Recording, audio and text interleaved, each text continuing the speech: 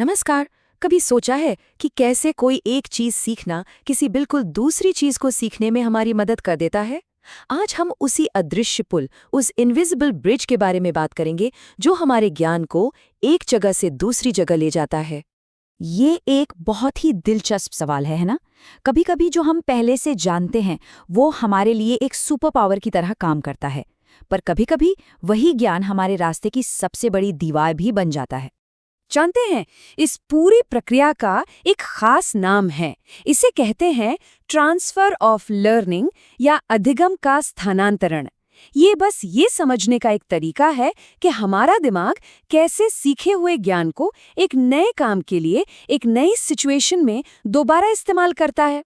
जरा सोचिए, जब हम बचपन में साइकिल चलाना सीखते हैं, बैलेंस बनाना, हैंडल को संभालना, फिर सालों बाद जब हम पहली बार स्कूटर पर बैठते हैं तो हमारा दिमाग हमें सिग्नल देता है, अरे ये तो कुछ कुछ वैसा ही है।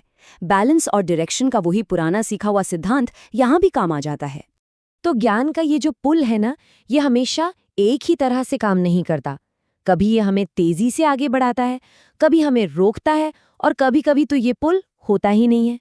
यहाँ दो मुख्य रास्ते सामने आते हैं।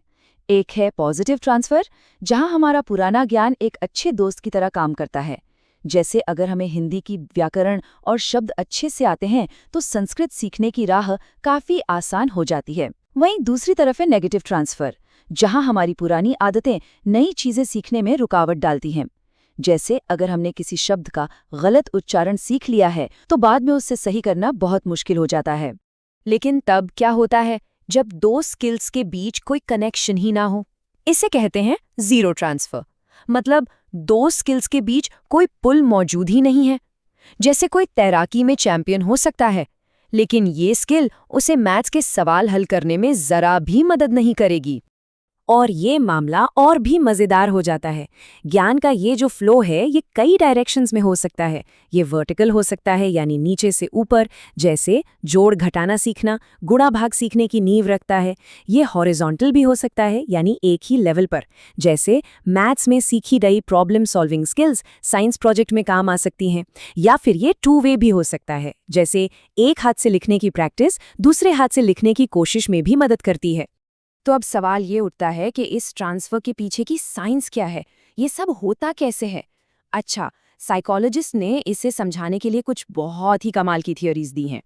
थॉर्नडाइक की थ्योरी कहती है कि ये सब कुछ एक पजल जैसा है।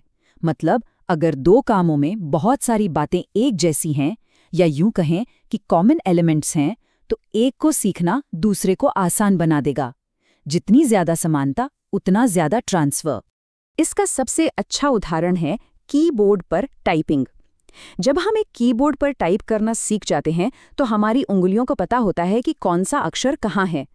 अब अगर हमें किसी दूसरे लैपटॉप या कंप्यूटर पर भी टाइप करना हो तो हमें ज़्यादा मुश्किल नहीं होती, क्योंकि जो कॉमन एलिमेंट्स हैं वो वही रहते हैं।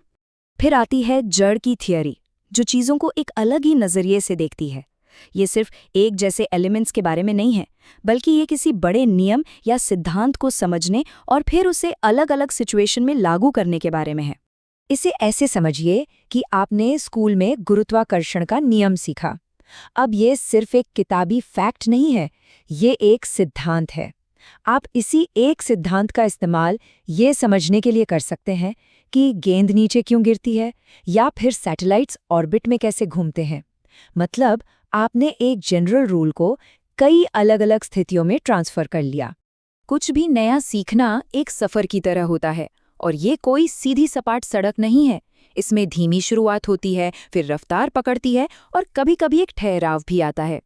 इस सफ़र को हम एक ग्राफ पर दिखा सकते हैं, जिसे कहते हैं लर्निंग कर्व, और इसका सबसे आम प्रकार है एस शेप्ड कर्व, जो सीखने की एक बहुत ही असली कहानी बताता है। शुरुआत में जब हम कुछ भी नया सीखते हैं, मान लीजिए कोई नई भाषा, तो प्रोग्रेस बहुत धीमी लगती है। हमें बेसिक ग्रामर और नए शब्द सीखने होते हैं। ये थोड़ा मुश्किल लग सकता है।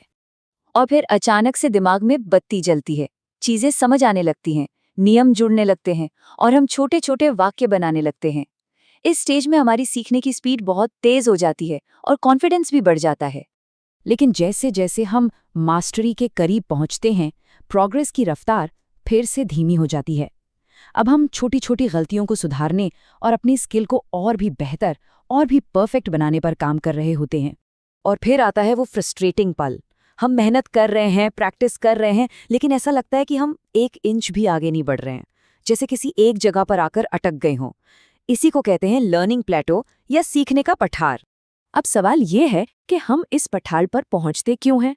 इसके कई कारण हो सकते हैं। हो सकता है हम थक गए हों या हमारा शुरुआती जोश कम हो गया हो। कभी-कभी एक ही तरीके से प्रैक्टिस करते करते बोरियत होने लगती है, या फिर हो सकता है कि अब टास्क इतना मुश्किल हो गया है कि हमारा पुराना तरीका काम नहीं कर रहा। लेकिन अच्छी खबर ये है कि ये पठार सफर का अंत नहीं है। ये सिर्फ एक सिग्नल है कि अब अपनी स्ट्रैटेजी बदलने का वक्त आ गया है। तो इस पठार को कैसे पार करें? यहाँ कुछ तरीके हैं। कभी-कभी सबसे अच्छा होता है कि थोड़ा ब्रेक ले लिया जाए, या फिर सीखने का कोई नया तरीका आजमाएं।